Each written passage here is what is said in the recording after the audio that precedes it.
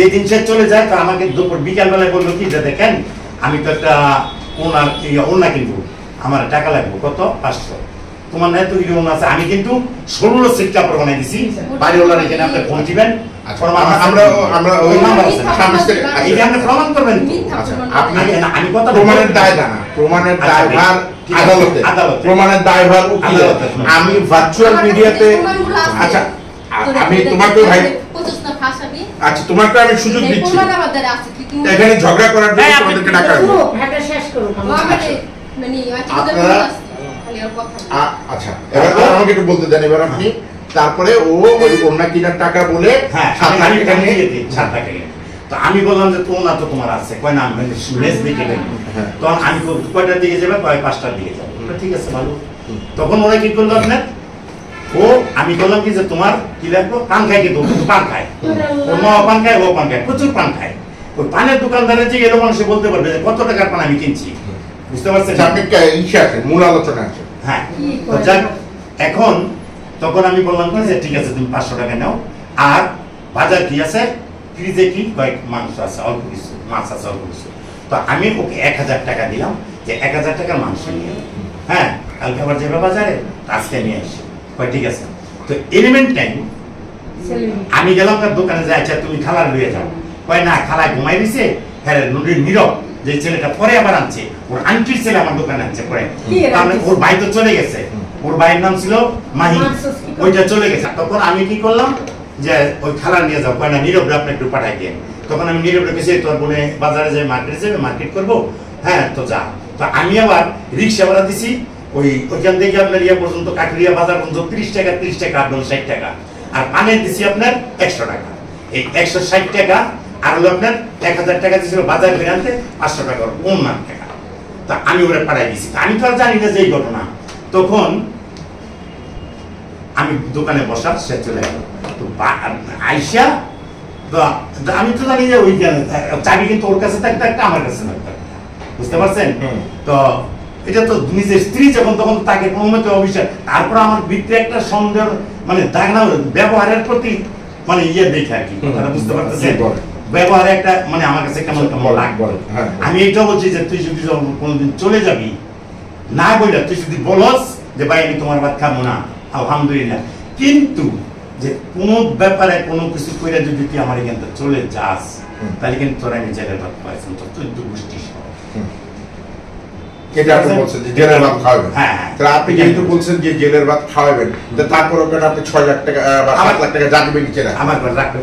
এই টাকাটা আমি সন্ধ্যা 8টার সময় তো দিতে সিএনজির টাকা 7 লাখ, এই জন্য এই জন্য ওই দিন রাতে রাখি নাই, ওই দিন টাকাটা রাখছি না সকালে, বুঝতে পারছেন? তারপরে আপনি সে কিন্তু তখন দেখে নাই, যখন আমি টাকাটা রাখছি তখন সে দেখে নাই, কিন্তু আমি টাকাটা বার করে যখন বললাম তখন সে দেখবো। হ্যাঁ তো দেখার পরে তো 7 লাখ টাকা এক লগে বের করে নেয়, হয়তো একটা বান্ডিল বের করে একটা বান্ডিল বের করে, হ্যাঁ ঠিক আছে। টাকাটা জামা আমি জানছি টাকাটা সব ঠিক আছে কিনা, মানে এক জায়গা থেকে আরেক জায়গায় না তুই না, বুঝতে পারছেন? টাকাটা ছিল আমার দোকানের ভিতরে ইয়ার নিচে, মানে কিছু জামালা ইয়া তো আছে ওর মানে গুদামের ভিতরে। হ্যাঁ তো ওইখান থেকে আমি দেখলাম, তারপর সে চলে গেল। শেষ আমি বলতেছি তো কিরে 2 ঘন্টা হয়ে গেল, লোকটা গেল, আসে না।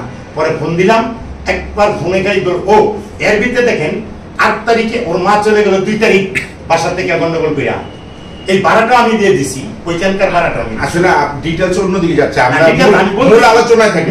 এই আলোচনাগুলো মানুষ শুনছে, কিন্তু আপনি অনেক ইউটিউবে ইন্টারভিউ দিয়েছেন, ও অনেক ইউটিউবে ইন্টারভিউ দিয়েছে, সামনাসামনি দিতেছে না সামনাসামনি দুজনটা দেখছেন। আমি যতটুকু বুঝি ভার্চুয়াল মিডিয়াতে যখন কোনো জিনিস সোচ্চার হয়, ও আপনারটা দেখছে, আপনিও দেখছেন, জনগণও দেখছে। আমি আপনাদের দুজনের এক জায়গায় আনার উদ্দেশ্য হচ্ছে জিসটা বলা, কারণ কি ওইসব পোর্টালে দেখা পাবলিক জেনে গেছে যে ঘটনা কি।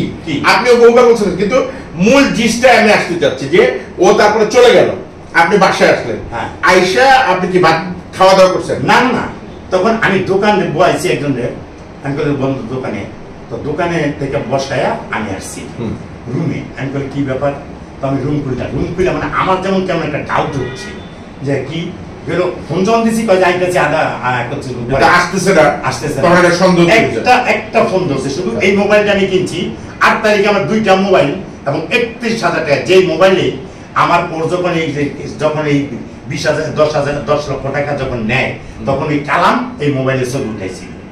এই ছবিটা মোবাইলে ছিল, ভিডিও ছিল, সবকিছু ছিল।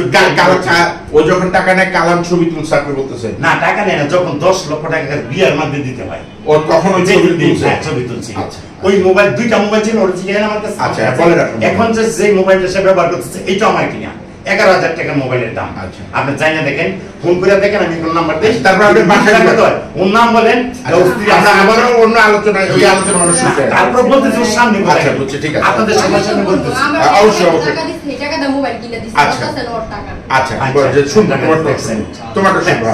তাই এখানে বলছি যে আপনি ডিটেইলস বললে ওকেও ডিটেইলস বলতে হবে, তখন ঝগড়া হবে। এগুলো জানে জাতি।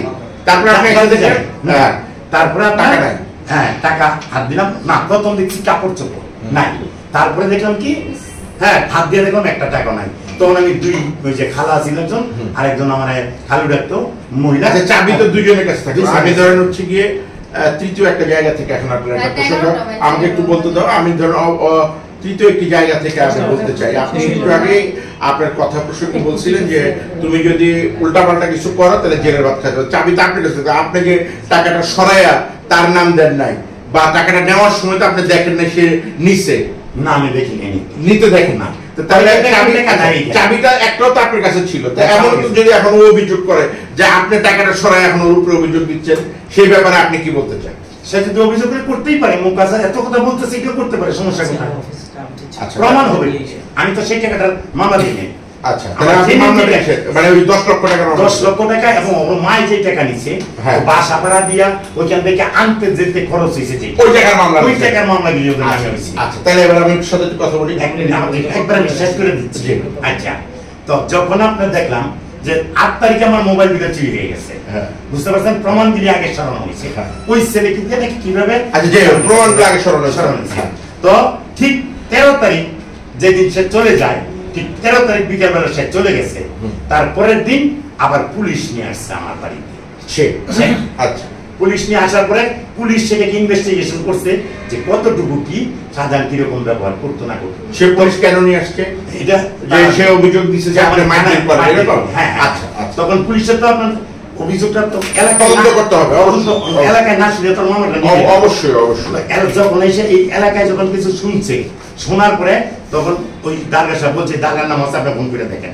আচ্ছা, সব প্রমাণ, এটা আদালত প্রমাণ করবে, আপনি আদালত প্রমাণ করবে। তখন এই কোনো না পাই বলছে যে আপনি ঠিক আছে, কালকা পরশু দিন আপনি থানায় আসবেন। না ভাই, পরশু দিন পারবো না, বলেন না কবে আসবো? আপনাকে শনিবার দিন আসি। ঠিক আছে, শনিবার দিন ওরাও থানা আসবে, আপনিও আসবেন, ওইখানে আমরা একটা ডিসাইড করে দেবো। ও আলহামদুলিল্লাহ শেষ। ও কিছু পুরানা কাপড় চোপড়, ওই বস্তার ভিতরে তো নতুন কাপড় বেরো লেগেছে, আমি জানতাম না কিভাবে নিচে কাপড় যে নিচে আমি জানতাম। আচ্ছা, তারপর তো লুয়ে গেল। লুয়ে যাওয়ার পরে মনে করেন ও কিছু পুরান কাপড় চোপড় লুয়ে গেল। এই তার আমার যোগাযোগ বন্ধ, তার কোনো নাম্বার আমার কাছে নাই। যে নাম্বারটা ছিল এই নাম্বারটা দিলে তখন এই নাম্বার আবার পুলিশ ট্র্যাকিং করিয়া ওর মার মোবাইলে, বুঝতেনি, ওর মা উঠেছে মাতুয়েল থেকে ওর সিমটা উঠে গেছে। ওর এটা আবার পুলিশের মোবাইল ট্র্যাকিং করিয়া যে মাতুয়েল থেকে উঠেছে সিমটা, বুঝতে পারছেন? এই হচ্ছে আপনার ডিটেইলস। হ্যাঁ, আমি বলতেছি আমি সামান্য। আচ্ছা, বুঝতে পারছেন? হ্যাঁ, না না, অবশ্যই বলবো, অবশ্যই বলবো, এই জন্যই বলছি। বুঝতে পারছেন? তো নেওয়ার পরে মনে করেন সব যেদিন পিবিআই তদন্ত করার পরে, এই যে এখন তদন্ত গেছে, তখন এখানে পিবিআই এর কাছে সব বলছে, এবং এইটাও বলছে ওর ভাইয়ের কাছে ছিল বস্তা, আর ওর কাছে ছিল কাঁধে একটা বিলাই। এটা হলো পিবিআই এর কাছে তারা সাক্ষী দিছে। সে যখন বাসার থেকে চলে গেছে, এবার আচ্ছা, এবার তো রাখো রাখো